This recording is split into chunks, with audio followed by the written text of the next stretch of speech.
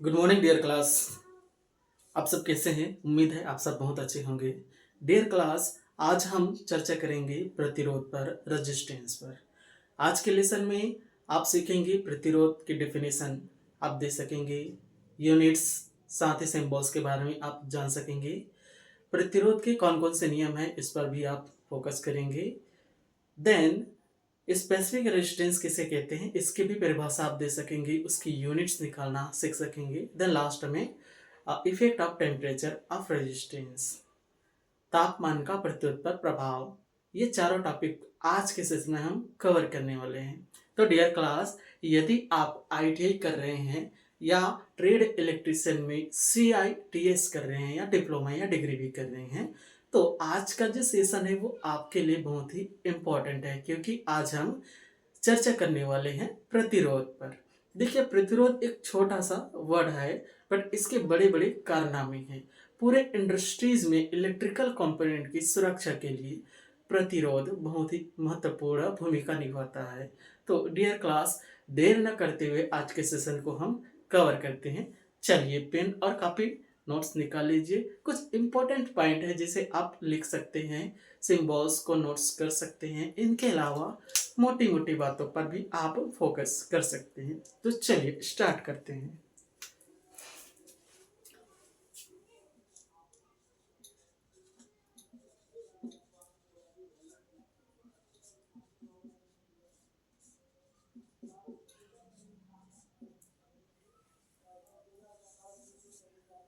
सो dear class, आज की हमारी पहली टॉपिक है प्रतिरोध।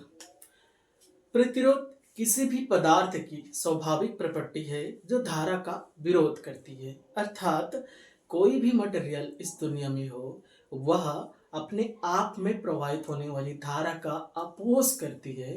तो उस अपोज करने वाली प्रॉपर्टी को हम रेजिस्टेंस कहते हैं। ठीक है डियर क्लास, एक बार और फिर से सुनिए। किसी भी पदार्थ की स्वाभाविक गुण जिसके कारण पदार्थ अपने में से प्रवाहित होने वाली धारा का अपोज करती है, विरोध करती है, उसे हम प्रतिरोध कहते हैं। ठीक है, बड़ा ही सिंपल सा है ना।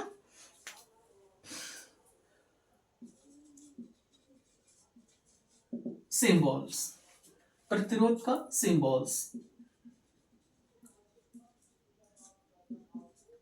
एक इस तरह से आप सिंबल देखते हैं प्रतिरोध का। सेकंड वन, इस तरह से आप प्रतिरोध का सिंबल बनाते हैं। Then unit. डियर क्लास, प्रतिरोध का यूनिट ओम होती है। ओम, जिसे हम इस तरह से रिप्रेजेंट करते हैं। चलिए, यह ओम पर थोड़ी सी हम चर्चा करते हैं। ओम कहाँ से आया? तो इसके नाम से पता चल रहा है ओम। ठीक है, ओम आप लोग इलेक्ट्रिकल सर्किट में कहीं और सुने होंगे। तो डियर क्लास, ओम हमें रिप्रेजेंट हुआ था इस फार्मूला से, और यह formula V proportional to I होता है। जिसे कौन से साइंटिस्ट ने रिप्रेजेंट किया था, कमेंट सेक्शन में जरूर बताएंगे। सन 1827 में, सन 1827 में ओम नामक साइंटिस्ट ने, है ना, ओम साइंटिस्ट हुए। इन्होंने एक फार्मूला रिप्रेजेंट किया। यदि किसी कंडक्टर में पोटेंशियल डिफरेंस दी जाती है, इन सिरों पर पोटेंशियल डिफरेंस दी जाती है, तो इस कंडक्टर से प्रवाहित होने वाली करंट है वो क्या होता है? V प्रोपोर्शनल टू I होता है। यह ओम नामक साइंटिस्ट ने रिप्रेजेंट किया था 1827 में। ठीक है, देन इसे आगे उन्होंने वेरीफाई किया और एक अन्य चीजें देखने को मिला उनको, R। ठीक है, R इन्होंने नियतांक लिया। R मीन्स होता है रेजिस्टेंस।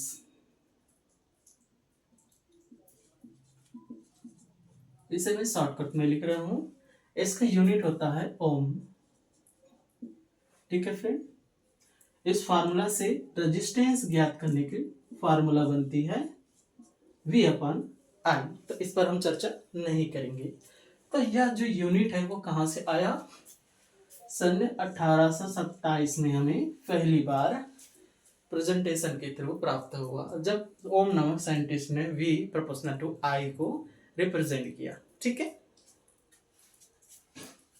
देन प्रतिरोध को आपने समझ लिया। चलिए, प्रतिरोध आसपास कहां कहां देखने को मिलते हैं हम देखते हैं। ठीक है, मैं एक सर्किट बना रहा हूं।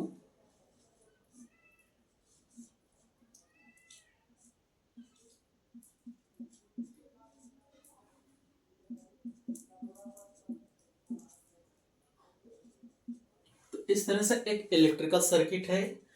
अगर ये आपकी बैटरी है, बैटरी यानी कि आपका वोल्टेज सोर्स है, ये आपकी एल है, लैंप है, लोड है। ठीक, देन यहाँ पर हमने स्विच लिया है। स्विच की पोजीशन अभी ओपन कंडीशन में है। स्विच कैसा है? ओपन कंडीशन है। तो आप बता सकते हैं इस सर्किट में क्या इलेक्ट्रॉन या करंट फ्लो होगा? करंट फ्लो होगा? नहीं होगा। क्यों नहीं होगा? क्योंकि हमारा सर्किट है वो खुला हुआ है। ठीक है, तो खुला हुआ है इसका मतलब है यहाँ पे रेजिस्टेंस बहुत ज्यादा है, इन्फिनाइट है। ठीक है, तो ओपन सर्किट में रेजिस्टेंस की वैल्यू क्या हो जाएगी? अनंत हो जाएगी। इसे आप याद रख लीजिए। अगर हम स्विच को ऑन पोजीशन करते हैं तो आसानी से लैंप से होते हुए हमारा सर्किट है वो कंप्लीट होगा और परिपथ में सर्किट में करंट फ्लो होगा। इस कंडीशन में ये क्या हो जाएगा? Close circuit. क्लोज सर्किट में रेजिस्टेंस की वैल्यू क्या हो जाएगी? करंट फ्लो होगा तो जीरो हो जाएगा। ठीक है, क्लोज सर्किट में रेजिस्टेंस की वैल्यू जीरो नहीं होगा, थोड़ी अमाउंट में रेजिस्टेंस इसके कंडक्टर प्रॉपर्टी के अनुसार से रहेगी, जीरो तो नहीं होगी बिल्कुल। ठीक है, शॉर्ट सर्किट के केस में आप देखेंगे तो इस प्रकार से है। यहाँ पे जो लैंप है इसमें रेजिस्टेंस बिल्कुल नहीं होगा। ठीक है, ये लोड है तो यहाँ पर आपको रेजिस्टेंस देखने को मिलेंगे। ठीक है, एक अन्य होता है शॉर्ट सर्किट। शॉर्ट सर्किट करने का मतलब है अगर स्विच ऑन है और सप्लाई सोर्स से हमारी सर्किट है वो कनेक्टेड है और किसी वायर के थ्रू हमारा जो लाइन आपका पॉजिटिव सिरा और नेगेटिव सिरा है एक कंडक्टर से कनेक्टेड हो जाता है विदाउट लोड, तब उस कंडीशन को हम कहते हैं शॉर्ट सर्किट। और शॉर्ट सर्किट में हमारा जो रेजिस्टेंस है क्या हो जाता है? जीरो, और हमारा जो करंट है वो बहुत हाई हो जाता है। ठीक है, तो इसे याद रखेंगे।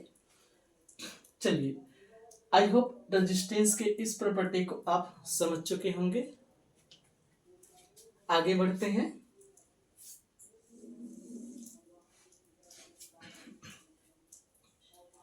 अगला टॉपिक हम देखेंगे law of resistance. Law of resistance,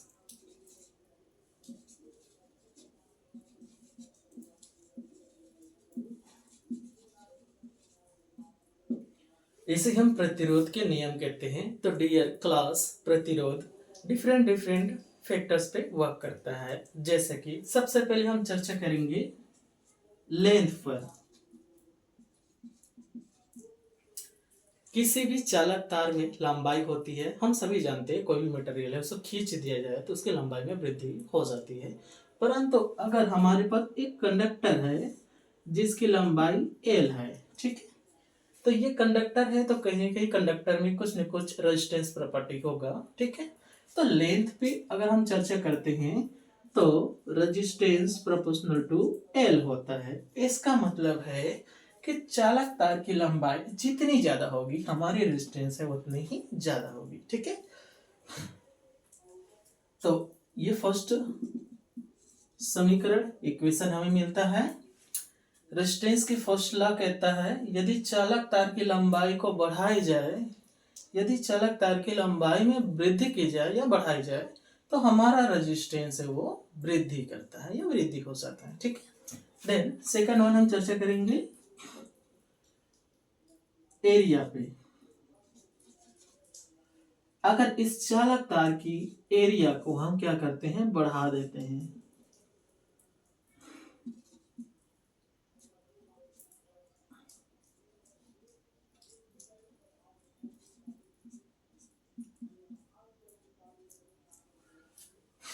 चालक तार की एरिया को अगर बढ़ा देते हैं तब क्या होगा, रेजिस्टेंस। इस कंडीशन में हमारा जो रेजिस्टेंस है वो अपान में हो जाता है, यानी कि चालक तार की व्यास या एरिया को जितना ज्यादा बढ़ाएंगे हमारा रेजिस्टेंस है वो क्या हो जाएगा, कम होगा या घटेगा, वैल्यू घट जाएगी। ठीक है, ये आपका सेकंड इक्वेशन हुआ। ठीक है, तो आज हम ये इन दोनों पर चर्चा करेंगे। लॉ ऑफ रेजिस्टेंस में दो तरीके से, पहला लेंथ, किसी भी चालक तार की लंबाई में वृद्धि होती है तो रेजिस्टेंस में भी वृद्धि होती है। Okay, then second one area, किसी भी चालक तार की व्यास या एरिया, ठीक है, या मोटाई कह सकते हैं, को अगर हम बढ़ाते हैं तो प्रतिरोध का मान घटता है। यदि इसी की व्यास को अगर हम कम कर देते हैं, ठीक,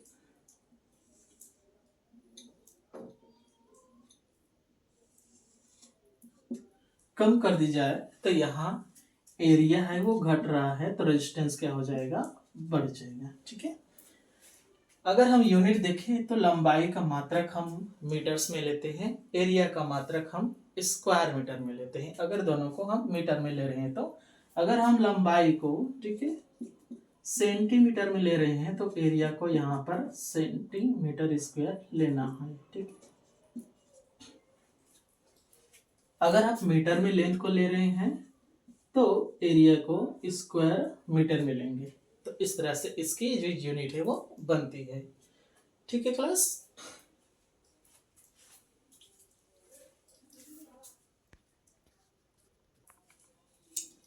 तो चलिए हमें प्रतिरोध की नियम पे दो तरीके से हमें समीकरण मिला, इसे हम राइट साइड लिखते हैं। पहला हमें जो समीकरण मिला वो R proportional to L, second हमको मिला R proportional to 1/A, it means area. ठीक है,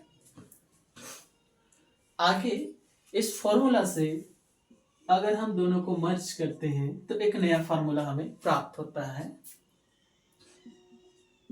R proportional to L by area या अपन में एरिया। ठीक है, इसे हम थोड़ी सी और थर्ड समीकरण कहते हैं, थोड़ी सी और आगे ले जाएं।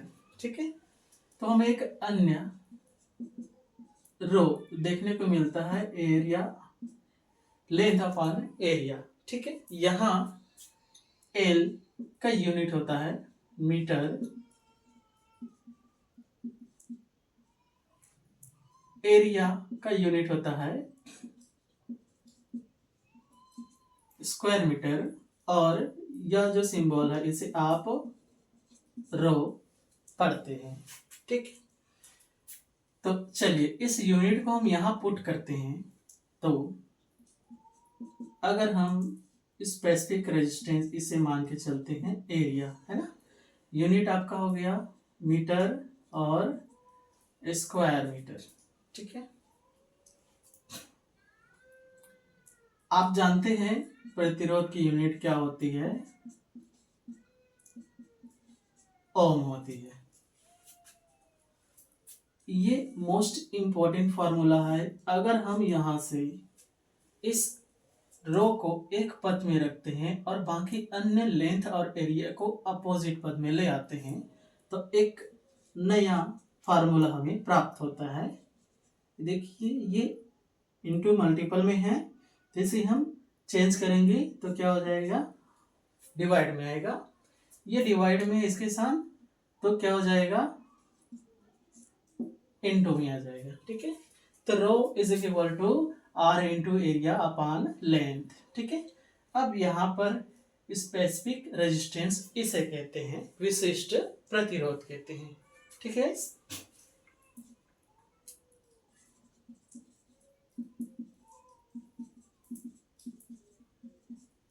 स्पेसिफिक रेजिस्टेंस, इसका मतलब है देखिए यहाँ पर हमारे जो स्पेसिफिक रेजिस्टेंस डिपेंड कर रहा है एरिया पर, लेंथ पर, ठीक है, एरिया पर और लेंथ पर। तो इसकी डेफिनेशन क्या होगी इसको हम थोड़ी देर पे चर्चा करेंगे। इससे पहले हम जानते हैं स्पेसिफिक रेजिस्टेंस की यूनिट क्या होने वाला है, ठीक है। हम जानते हैं प्रतिरोध की इकाई क्या होता है, ओम। यूनिट को लिखेंगे, इनटू में एरिया का होता है स्क्वायर मीटर और लेंथ का होता है मीटर। ओके गाइस, एक बार भी कट जाएगा, एक एम बचेगा, है ना, यहाँ पर दो है तो लिखेंगे ओम इंटू मीटर, या आप इसे लिख सकते हैं ohm meter. So dear guys, specific resistance या विशिष्ट प्रतिरोध की इकाई ओम मीटर में होती है। यदि हम इस यूनिट को सेंटीमीटर में लेते हैं तो सेंटीमीटर होता, ठीक है, किलोमीटर में लेंगे तो किलोमीटर होगा, राइट। तो किसी भी प्रकार के डाउट नहीं होंगे। स्पेसिफिक रेजिस्टेंस की यूनिट ओम मीटर कैसे आया हमने यहाँ पर फुल एक्सप्लेन कर दिया है, ठीक है। देन अब हम चर्चा करेंगे हमारे अगले टॉपिक पर। यदि यहाँ तक आपको क्लैरिफाई हुआ हो तो कमेंट में एक लाइक जरूर कीजिएगा, साथ ही आप कमेंट कर सकते हैं किस तरह से ये सेशन आपको अच्छा लगा नहीं लगा। स्पेसिफिक रेजिस्टेंस, इसकी अब हम क्या करेंगे, डेफिनेशन कैसे देंगे। देखिए यहाँ हमें मिल रहा है एरिया है और लेंथ है, ठीक है। तो किसी भी कंडक्टर की स्पेसिफिक रेजिस्टेंस यानी कि कंडक्टर की अपना क्या होगा, एरिया, ठीक है, और कंडक्टर का अपना क्या होगा, लेंथ। तो आप कहेंगे विशिष्ट प्रतिरोध किसी चालक की इकाई क्षेत्रफल, ठीक है, किसी चालक की इकाई क्षेत्रफल पर उपस्थित कुल प्रतिरोध को हम क्या कहेंगे, विशिष्ट प्रतिरोध कहेंगे। जैसे कि ये चालक है, अगर हम लेते हैं 1 सेंटीमीटर यहाँ से लेंथ लेते हैं और 1 सेंटीमीटर, इसका जो सेंटीमीटर स्क्वायर है आपका एरिया हुआ, तो इस एरिया में उपस्थित प्रतिरोध को क्या कहेंगे, स्पेसिफिक रेजिस्टेंस कहते हैं, ठीक है। तो आई होप आप समझ गए होंगे स्पेसिफिक रेजिस्टेंस की डेफिनेशन आप कैसे देंगे। किसी चालक की इकाई क्षेत्रफल यानी कि 1 सेंटीमीटर या 1 मीटर की लेंथ और 1 स्क्वायर मीटर की एरिया में टोटल रेजिस्टेंस को ही हम विशिष्ट प्रतिरोध कहते हैं, ठीक है गाइस। ओके, विशिष्ट प्रतिरोध की यूनिट आप यहां से देख लेंगे। तो आई होप आपने अब तक 3 टॉपिक अच्छे से कवर कर लिया। पहला definition of resistance, law of resistance, और हमारा नेक्स्ट जो टॉपिक था विशिष्ट प्रतिरोध। ओके गाइस, चलिए आगे बढ़ते हैं। अगर डाउट हो तो आप कमेंट जरूर कीजिए। अगर सेशन अच्छा लग रहा हो तो अपने आईटीआई पढ़ने वाले दोस्तों में, CITS पढ़ने वाले दोस्तों में, डिप्लोमा डिग्री पढ़ने वाले दोस्तों में आप जरूर इस वीडियो को शेयर कीजिए, साथ ही हमारे चैनल को सब्सक्राइब कीजिए। इससे हमारी हौसला बढ़ती है और हम एनर्जाइज होते हैं और आप लोग के लिए अच्छे अच्छे कंटेंट लाने का प्रयास करते हैं।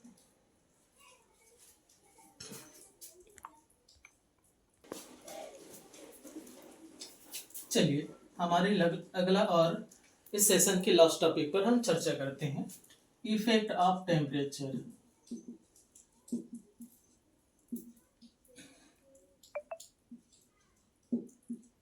हम शॉर्टकट पर लिख रहे हैं ऑफ रेजिस्टेंस। प्रतिरोध पर तापमान का क्या क्या प्रभाव पड़ता है। तो डियर क्लास, वास्तव में प्रतिरोध पर तापमान का प्रभाव पड़ता है और इसके अनुसार से हम रेजिस्टेंस को 2 कैटेगरी में लेते हैं, ठीक है। कौन कौन से कैटेगरी लेंगे, PTC और एक होता है NTC, ठीक है। इसे हम कहते हैं पॉजिटिव टेम्परेचर कोफिशिएंट,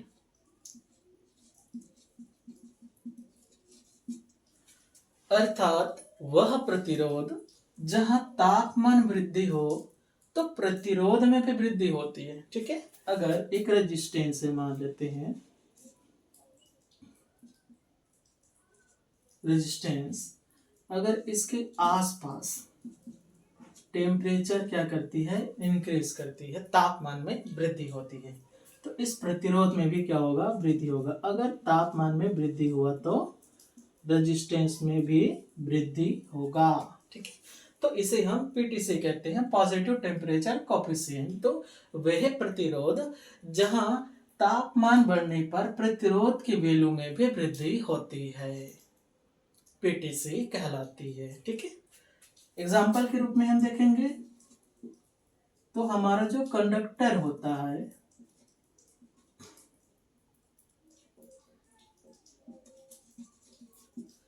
जितने भी हमारे कंडक्टर्स होते हैं, चाहे आप एल्यूमिनियम लो, कॉपर लो, ठीक है, इसके अलावा और भी कंडक्टर्स है, तो उसके जो तापमान बढ़ने पर प्रतिरोध बढ़ता है, अर्थात टेम्परेचर बढ़ने पर प्रतिरोध बढ़ेगा तो सर्किट में करंट वैल्यू कम हो जाएगी। तो करंट पर हम चर्चा नहीं करेंगे। कंडक्टर्स में आपका हो जाएगा कॉपर हो गया, आपका एल्यूमिनियम हो गया, है ना। इसी प्रकार से और भी इलेक्ट्रिकल कंडक्टर्स है जिसको तापमान वृद्धि होने पर प्रतिरोध में वृद्धि होती है। Okay guys, then next one होता है NTC. NTC negative temperature coefficient होता है, नेगेटिव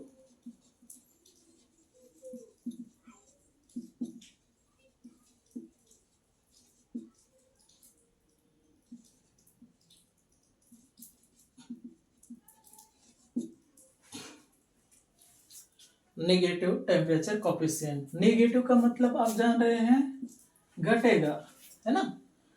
तो यहाँ क्या होगा, वह प्रतिरोध जो टेम्परेचर के बढ़ने पर वैल्यू कम होती है, अर्थात यदि हम तापमान में डिग्री सेंटीग्रेड वृद्धि करते हैं तो इस तरह के प्रतिरोध का वैल्यू क्या होता है, वो कम होता है। क्लियर है, नेगेटिव टेम्परेचर कोफिशिएंट कहलाती है। तो इस तरह से एनटीसी क्या होते हैं, तो इसकी एग्जांपल पे आप लेंगे जो सेमीकंडक्टर होता है। ठीक है, हमारे सेमीकंडक्टर होते हैं, सिलिकॉन हो गया, जर्मेनियम हो गया, और भी कंडक्टर्स होते, सेमीकंडक्टर्स होते हैं, जहां पर हम टेम्परेचर बढ़ाते हैं तो इसकी जो रेजिस्टेंस वैल्यू है वो कम होती है। ठीक है, तो यहाँ पर आप लिख लेंगे सेमी कंडक्टर। सेमीकंडक्टर में कौन कौन सा आता है, सिलिकॉन और जर्मेनियम सबसे ज्यादा हम लोग इस्तेमाल करते हैं, सिलिकॉन और जर्मेनियम। ठीक है, तो दो सेमीकंडक्टर आप याद रखेंगे, बहुत इंपॉर्टेंट है। ठीक है, तो आई होप डियर क्लास, आज हमने 4 टॉपिक पर चर्चा किया। फर्स्ट हमने देखा कि प्रतिरोध की परिभाषा क्या है, देन दूसरे टॉपिक पे हमने देखा कि प्रतिरोध के नियम कौन कौन से है ना, स्पेसिफिक रेजिस्टेंस पर चर्चा किया, और हम लास्ट में चर्चा किए टेम्परेचर कोफिशिएंट पर। ठीक है, तो तापमान पर प्रतिरोध का प्रभाव हमने देखा, या प्रतिरोध पर तापमान की इफेक्ट्स हमने देखा। तो 2 तरह के इफेक्ट्स होता है, पीटीसी और एनटीसी, अर्थात टेम्परेचर बढ़ाने पर प्रतिरोध की वैल्यू क्या होती है, बढ़ जाती है। टेम्परेचर बढ़ाने पर प्रतिरोध की वैल्यू बढ़ जाती है। देखिए यहाँ पर पॉजिटिव लिखा है, पॉजिटिव याद रखेंगे, पॉजिटिव यानी बढ़ जाना। ठीक है, टेम्परेचर जैसे जैसे आप सेंटीग्रेड क्या करते हैं कि वृद्धि करते जाते हैं, रेजिस्टेंस की वैल्यू में भी उसी तरह से वृद्धि होती जाती है। अच्छा, अगर रेजिस्टेंस वृद्धि होगी तो क्या सर्किट में प्रवाहित धारा का मान भी बढ़ेगा? नहीं डियर क्लास, प्रतिरोध बढ़ जाने से धारा का मान कम हो जाता है। ठीक है, उसी प्रकार से अगर आप टेम्परेचर को बढ़ाते जाते हैं तो प्रतिरोध का मान कम हो जाता है। तो यहाँ पर क्या होगा, धारा बहना, प्रवाहित धारा फ्लो करना स्टार्ट होगा, है ना, इस कंडीशन में।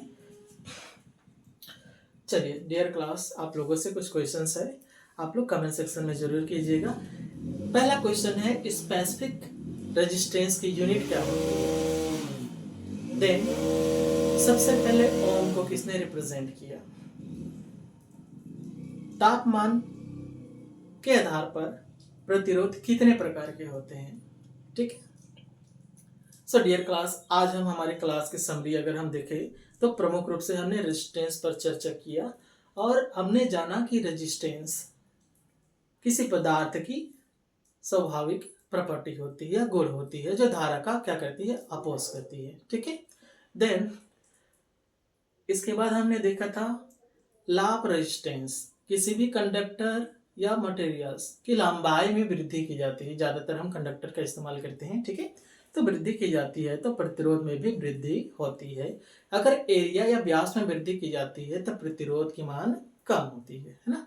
देन इसके बाद हम थोड़े और गए तो हमें स्पेसिफिक रेजिस्टेंस देखने को मिला जो हमारी एरिया और लेंथ पर डिपेंड होता है ना। इसके भी डेफिनेशन हमने दिया। देन लास्ट में हमने चर्चा किया कि तापमान पर प्रतिरोध का कैसा व्यवहार होता है या प्रभाव पड़ता है। तो दो तरीके से पड़ता है, पीटीसी और एनटीसी के रूप में। ठीक है।